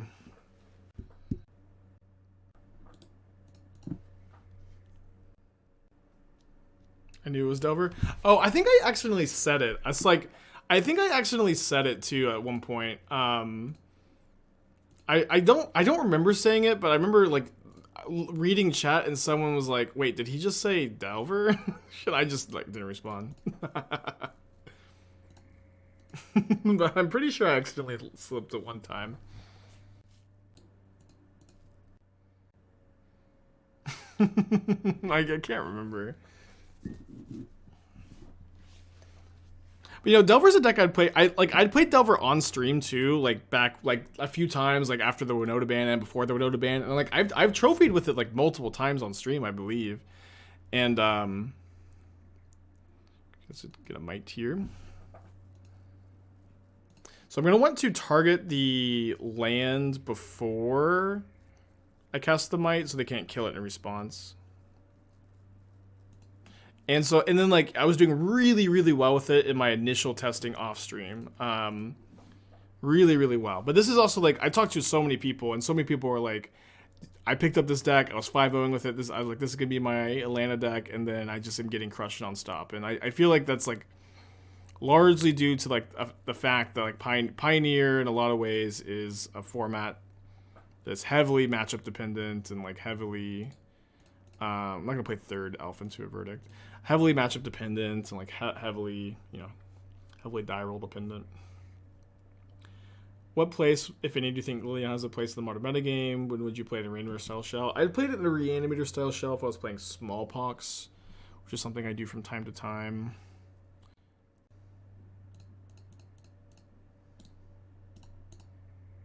Played one league with Devo for one, ordered the cards, proceeded 2-3 or worse every league. Yeah, it's just Pioneer, you know what I mean? It's like, at least that's like, so, it seems to be so many people's experience with the format. It's definitely mine. Oh, this is my draw step. Okay, let's put Gigant into the hand. Coating to grow the construct. Deck for 4. After you Coating Torque your own perms to pump the construct, just whenever it's relevant. And people always ask how often. I have a hard time answering these kind of questions, but whenever you should. I'm sure I already shared the ambulance story. Yeah, we told it already. Like the long story short, there's like a college kid on shrooms, and he like just jumped into like a random stranger's car, and like Hitachi was like very good at like talking him down, and we got an ambulance for him, and it was okay. It just took a long time, and it was weird. Weird night. You should besiege an opponent's island with coding. Yeah, the Shroom Whisperer. What a title to be just bestowed. Okay, so if my opponent had a Supreme Verdict, I would think that they would have cast it last turn. I could be wrong, as I have been once or twice, I suppose. I'm also going to want to Boseiju this Stony end of turn. I think it's better to not give them the mana on their turn than it is to hit for one more damage right now. Also, like a huge part of Pioneer's dynamic is like you play mono green, you play a deck that's good against mono green, or you play a deck that's like good against the decks that are good against mono green, and that's like fine or whatever, I guess. Let's wait on the Boseiju. You don't need to add Giganta to a deck to not play it. Why don't you have a Maya? So I think in this 21 land deck that's playing Urza Saga, I had a hard time. In this 21 land deck that's playing Urza Saga, I personally had a hard time today. Finding room for the Yavimaya. And playing enough fetch lands for Wrenn and Six, enough red sources. And like I know it's like a cute interaction with Arbor Elf, but like it's really like, to be honest, like not much deeper than that. Okay, so I can't. If I had left a Arbor Elf back, I could have Boseiju this, then Coating Grudged. Alright, I mean, just kind of classic. Hope they don't draw the Verdict. It's still. Oh, Boseiju cost 1! No! Okay, I guess we just threw the game away. Yeah. Huge punt. Cost 1 because of the Giganta. Please update keys up for new cards. The deck got like Brainstone and Haywire Mite. It's like really like it's not much, and like I don't think you mean. I think that they're just Karn targets or sideboard cards too. Yeah, Yavimaya Saga Arbor Elf is like, it's a very cute interaction that like will almost never come up, you know what I mean? And I've actually like had that interaction in my drafts for the longest time, and like the mono green version started with that, and we finally got to do it. Okay, we've punted like pretty bad in games 1 and 3, but we're still 3-0. Classic Utopia Sprawl Boseiju hand. This hand would be amazing snap keep if this was a forest. It is not. Okay, this hand is an amazing snap keep. Any thought of changes make the founding reanimator? I don't know. I haven't been thinking too much about it, to be honest. How do you use Leveler? It's really, you guys are probably overthinking it. You just in the late game, you got 8 mana in your Arbor Elf Utopia Sprawl Wrenn and Six deck. You're gonna cast it, and it's gonna be awesome. It's really not that deep. Yeah, just freaking cast it. You blow up their best permanent, then you like keep blowing up their permanents.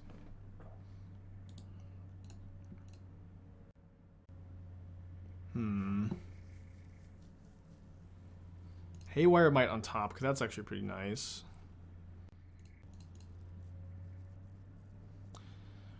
So I think I'm going to go... So I'm obviously going to go Grudge, blow up something this turn. And so I think what I want to do is I want to go Coating, blow up the land. So next turn I can go Mite, block the Goblin Guide, and then blow up another land potentially, or you know, we'll see. But being able to block, sack, and gain life seems pretty nice. Any big plays or wins this weekend? Tournament magic wise, like I had a pretty good like sealed event, although I lost 2 very close games. But I had a pretty good sealed event, not that good in Pioneer. Nettlecyst on top, cool. Yeah, I think I'm probably okay just to do this all main phase.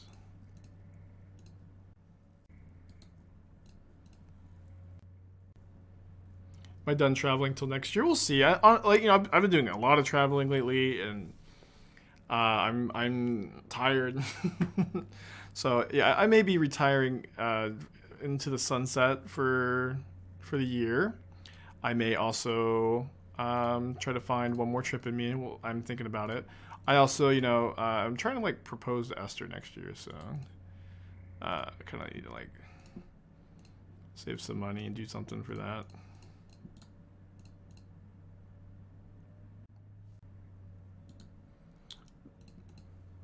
Spoilers. It's not really spoilers. This is a pro advice to any gamers out there trying to get married to their partners. Talk to them about it before you do it. So it's not a. She is aware that is the plan. You know what I mean?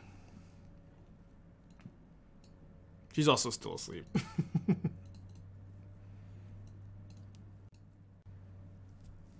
It's a pro gamer move. I think I did this last time. I just brought in the 4th coating against them. If you're proposing to your partner and they have no idea that you want to get married to them and you haven't talked about it, I think that is almost always a mistake. There's probably some exceptions to that, but for the most part, it's a conversation that I think should have happened before the proposal. But what you should do, you should always do it at a crowded sport event. All proposals should happen at a crowded sporting event. On the Jumbotron, baby. On the Jumbotron.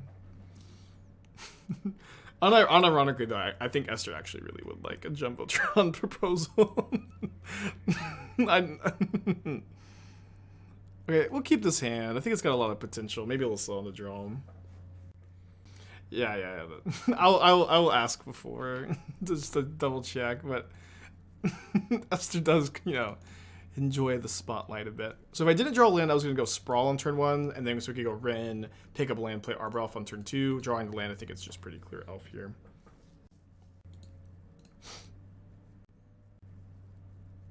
So remember, Haywire Mite cannot destroy creatures. We can just go red, tap, Karn, grab Wurmcoil Engine.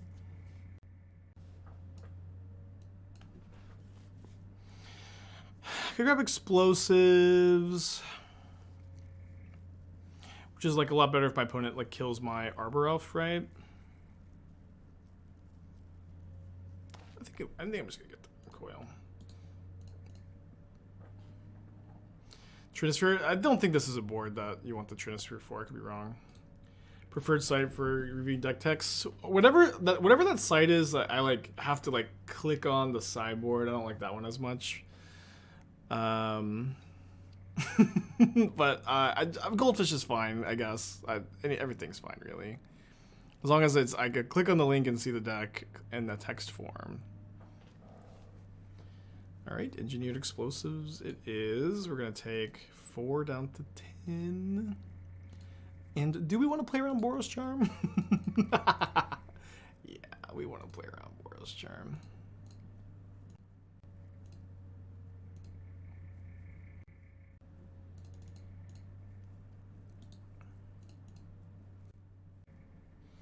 Spike is from the south. We will ask the dad for permission. He's not surprised. Well, Esther's parents are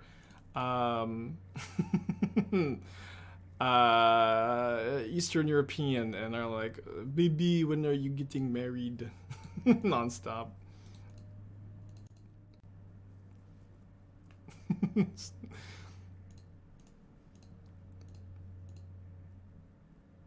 When I was your age, I was pregnant with your brother, Esther. When are you getting married?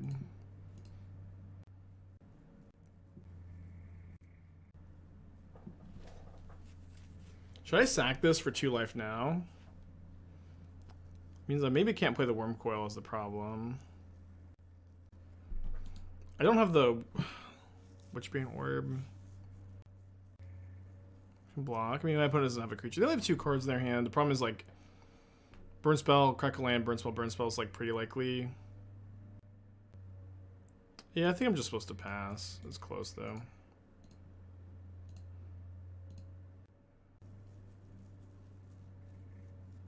Has Searing Blaze? I mean, we don't know 100% Searing Blaze, right? I think it's just a nice thing to do. Yeah. That's... I don't know. Me and Esther have been dating for many years at this point. Our 5-year anniversary is coming up.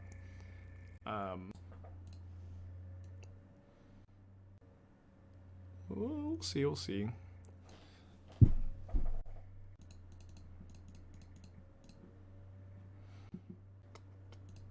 Yeah, the Iconoclast list is really sweet. We'll definitely play more of it. Oh, whoops. Karn. We'll definitely do some more with that this week. Chalice on 2. Chalice on 2 is kind of like a cute play here. I think I'm just like putting the Wurmcoil Engine into play though. Uchiha, 12 months, thank you.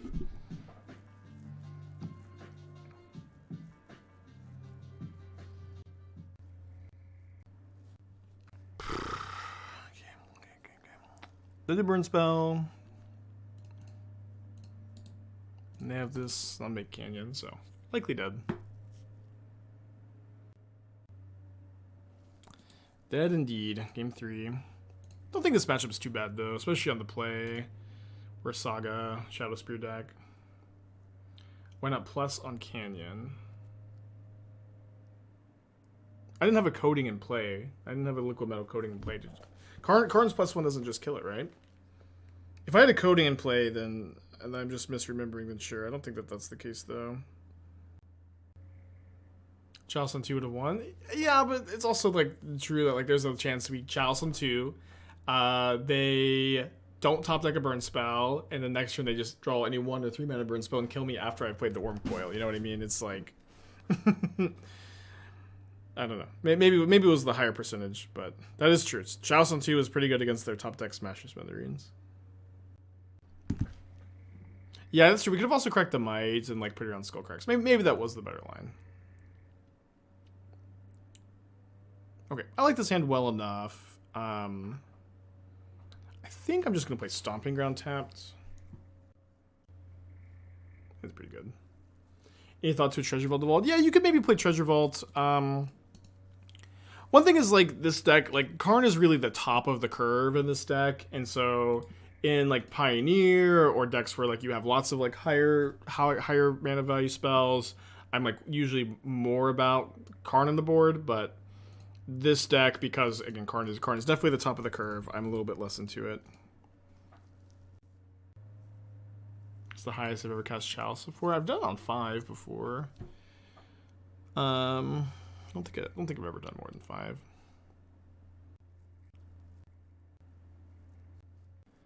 Okay. Looks like Boseiju's not exactly the best land here.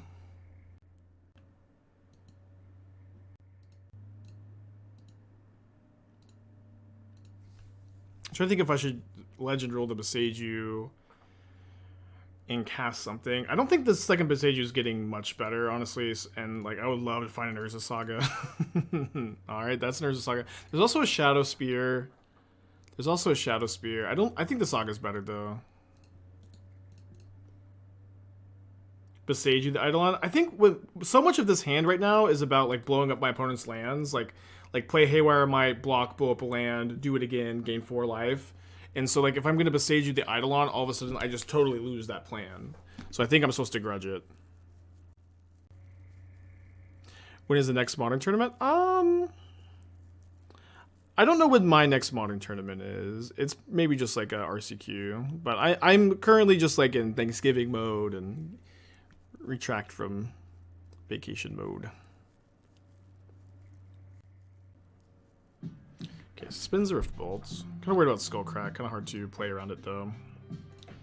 Yeah, this turn we'll just play 2 Mites. Plan to block a Stone or Swiftspear, kill a Sacred Foundry. Yeah, Mite cannot blow up Eidolon as it can only kill non-creatures. Frigg, thank you for the Twitch Prime. Appreciate you.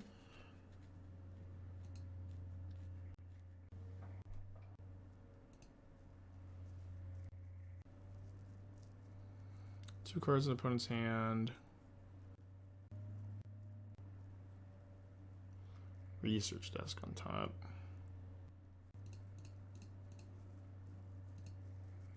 What if I pivot a bit here and double block this Goblin Guide and just grudge this with Spear? They have Skullcrack, you know, they have Skullcrack. Yeah, so I'm currently planning on taking Thursday off for Thanksgiving, and potentially a slightly shorter stream on Wednesday because we're having like Friendsgiving. But that's late enough in the day. I'm still gonna help out, but I should be fine to stream like 4 hours or something. If I flew to Texas or Pioneer RCQ, would I go? I mean, yeah. Mostly just to hang, though.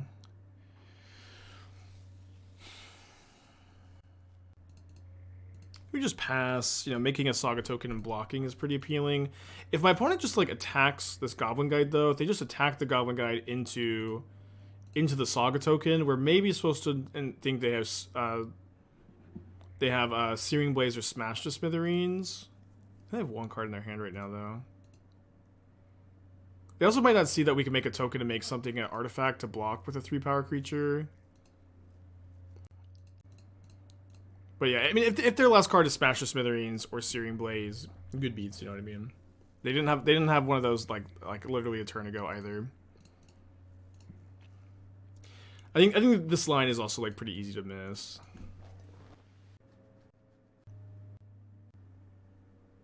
Better save grudge to kill land. Equal life saves the grudge for later. Yeah. I think the only reason to like not take this line is fear. I do think I don't think I'm supposed to make a token. I think I'm supposed to be able to like not take another hit from this guide if they can kill this or they have that path or something like that. Okay, so we go red, I guess, and then float a red. Equip here. Grudge the Goblin Guide main phase. No! Fuck! Not a play I made on purpose. So now if they have Skullcrack into top deck Burn Spell, we lose.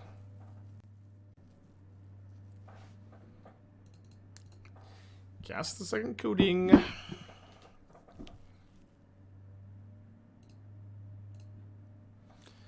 I'm gonna attack. Like really, the only card that's super bad for me is Skullcrack. What happened? I meant to target the Goblin Guide with the floating mana so I could grudge it. I accidentally targeted itself. Oh, yeah, we just lose to that. Yeah, I forgot about the palm too. This feels super bad too, where like, if I don't misclick, they have to top deck a burn spell and like lose if they don't. And if with the misclick, I'm just dead, which stinks. Feels so bad. Misclicks are really obviously hard to avoid. You know what I mean? But a lot of misclicks this league. You gain the life. No, it prevents deflecting palm prevents the damage. Not a hand I like very much here. I'm going to keep it on the draw on the mold to 6. My opponent is also on the mold to 6. It said they were last seen playing Burn. I wasn't sure, you know, I was supposed to mulligan to something with that. Looks like they're maybe not playing Burn here. Maybe a Black Splash. Interesting. Let me click that link, actually. Another Arbor Elf on top. Definitely matchup you want to win the die roll in. Yeah, it looks like this list that is last posted by them is not splashing back, so likely just bumping the night and stuff. Yeah, misclicks are a bit different than puns. Like, they just happen, especially when you're streaming, but...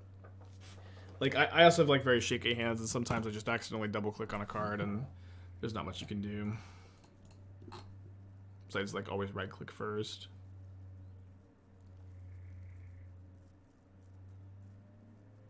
How many trophies? Only one trophy this season, but I've also been, like, you know, out of town for most of the season so far.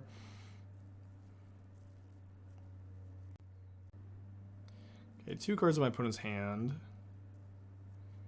A little bit short of Torque plus kill something. I think I have to play the Saga this turn. I think we just go... I think we play the Torque, we play an Arbor Elf, and we likely chump block with an Elf.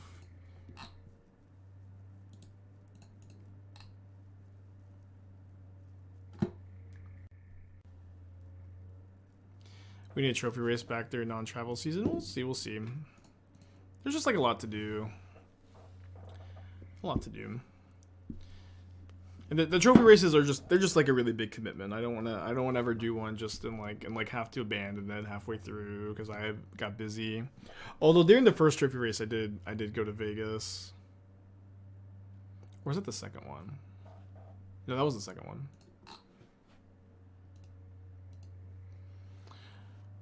Okay, so we're gonna make a Saga token.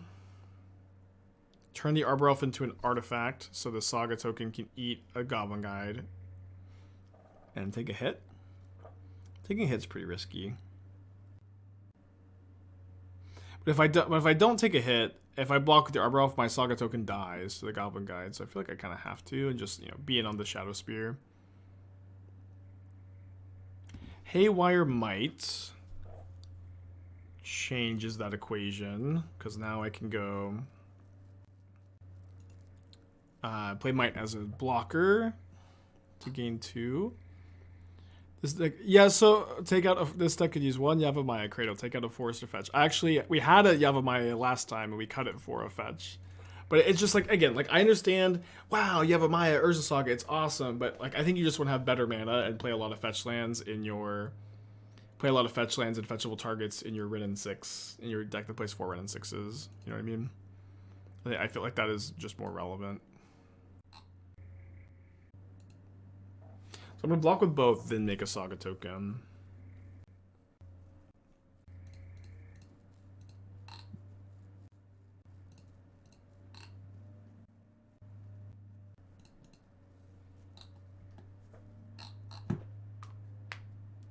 Yeah, Yavimaya, people always also act like Yavimaya and Airborg have no downside. Like, it does sometimes, like, just help your opponent out, especially in a format with Leyline Binding. Not, it doesn't happen too often, but happens enough of the time. Okay, so Photo Colorless Mana. Grab a Shadowspear. Wrenn and Six. Back Saga, equip Shadowspear.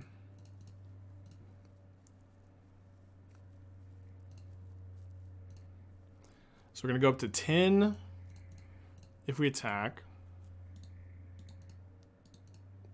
Oh, 11. How's working this version? I mean, it's our first league. We're 3-1, and we misclicked to.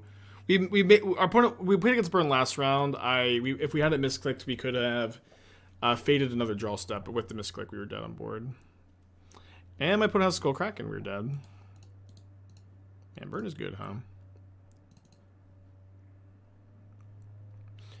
Okay, so I just want to cut the Relic and bring in a Coating and click Submit. No, Haywire Mite cannot make itself gain life because you can't exile itself because Haywire Mite is non-creature. I'm sure they're just playing Bump in the Night with Blood Crypt, not a super uncommon thing. Okay, on the play. Refusing to call a deck Ponza? Maybe not refusing, but I do feel like if I put Ponza in the title of this deck, it is a little confusing, right? Because I don't feel like this is like a lot of the cards here I don't think you would traditionally associate with Ponza. This hand is very, very good if it draws a land. Any land including Urza Saga or an Ancient Stirrings. So that is 24 hits out of 54 cards, a little less than 50%. I feel like even if we get to go Mite into Mite, that's maybe even fine. I'm gonna keep it. I would roll this on 7 every day. This could also be wrong to keep, but just roll land, then we have Haywire Mite plus Coating to be blowing up my opponent's lands, getting live. We have Wrenn and Six with the Verdant Catacombs. 8 Coating Pawns. I don't know. You just call the deck whatever you want, you know what I mean? Utopia Sprawl. Okay.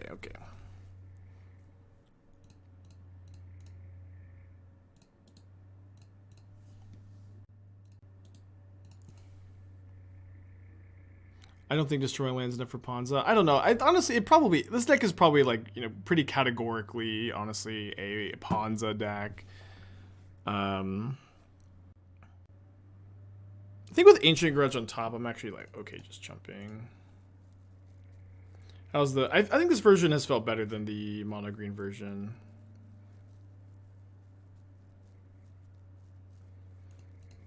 You know, to some extent, you know, the community, the player base are the people that pick deck names. I always like just to have very descriptive deck names, and then if there's like a fun, any fun, quirky deck names, community gets to pick it, basically. Ancient Stirrings on top, okay. 6 cards in their hand.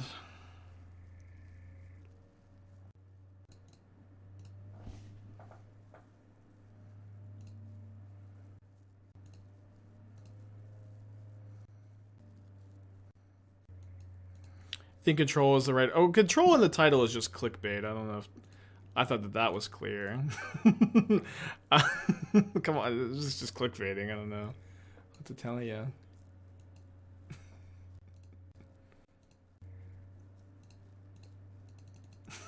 Descriptive clickbait. All right, let's blow up a land now.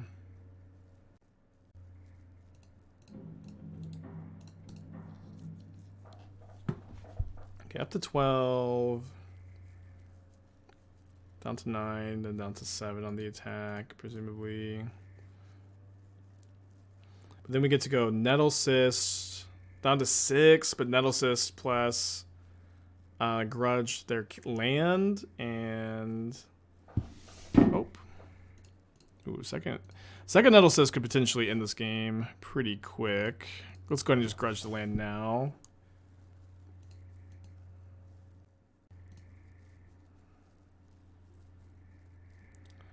Yeah, my take on the playing Coco and upkeep recent drama, I don't have a take exactly.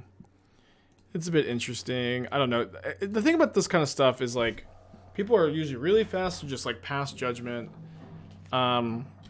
It's all a little weird. I posted some thoughts on it yesterday. So apparently there was a player who was disqualified from the regional championship because of a curling issue in the cards, where so like there's like a lot of variables. There's definitely some suspicious stuff going on, but I have not really formulated a full opinion, I guess.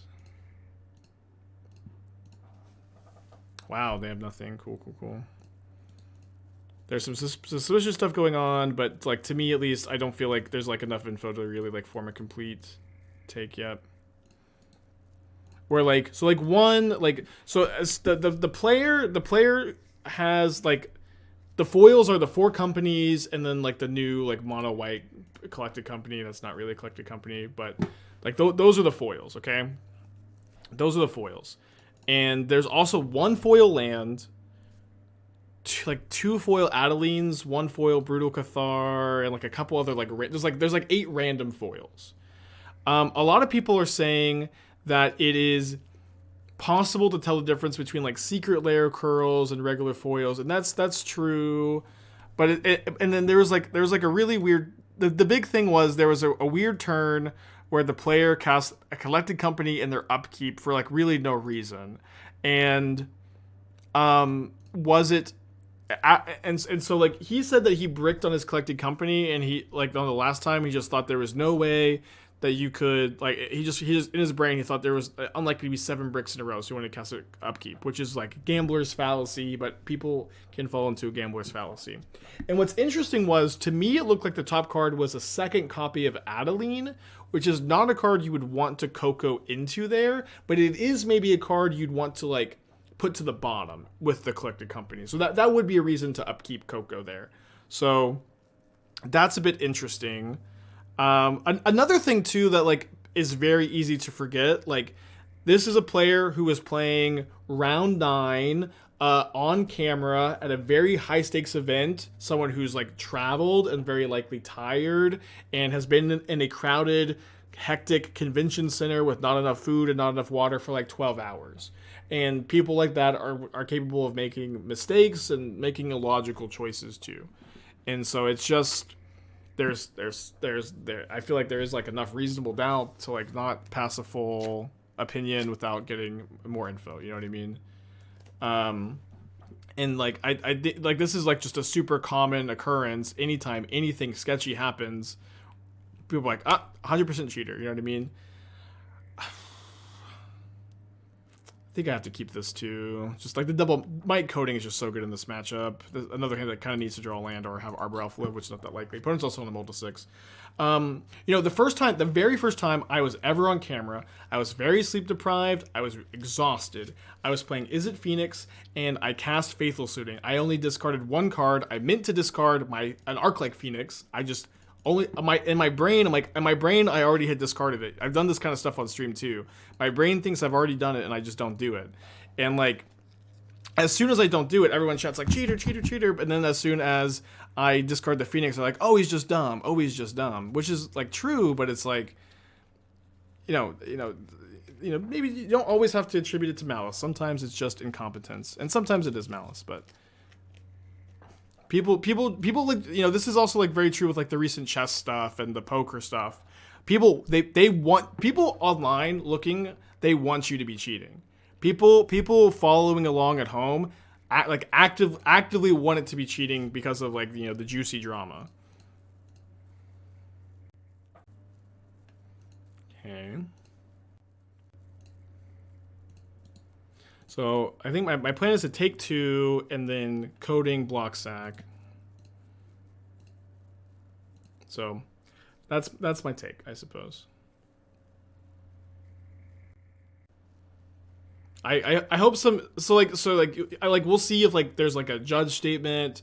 Like, but honestly, like if like judges have more information, a lot of people are saying that a judge wouldn't DQ you for foilings in that spot. They would only DQ you if you're cheating, which is maybe true, but like, if that's true, then like there will almost definitely just be a ban issued. Like there will almost definitely be a statement and an issued ban. So like let's just wait and see if Wizards bans the player. You know what I mean?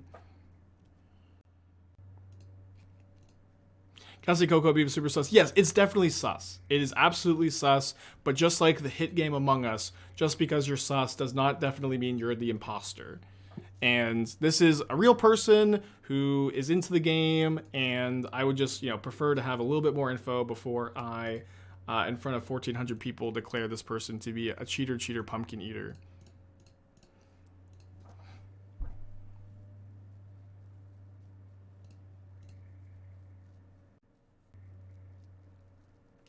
Okay. It was brutal. It was determined by multiple judges, was not just a suspicion. Like, I don't know. Like, again, like just because someone, again, like one thing is, the biggest thing for me that like points. Okay, let's just take a little break. We'll play it. We threw to the league. Big sad. Hold on. I did post some thoughts on it yesterday, where I was replying. I was trying to like absorb the situation. So like one of like the biggest thing for me that is like weird. Hold on.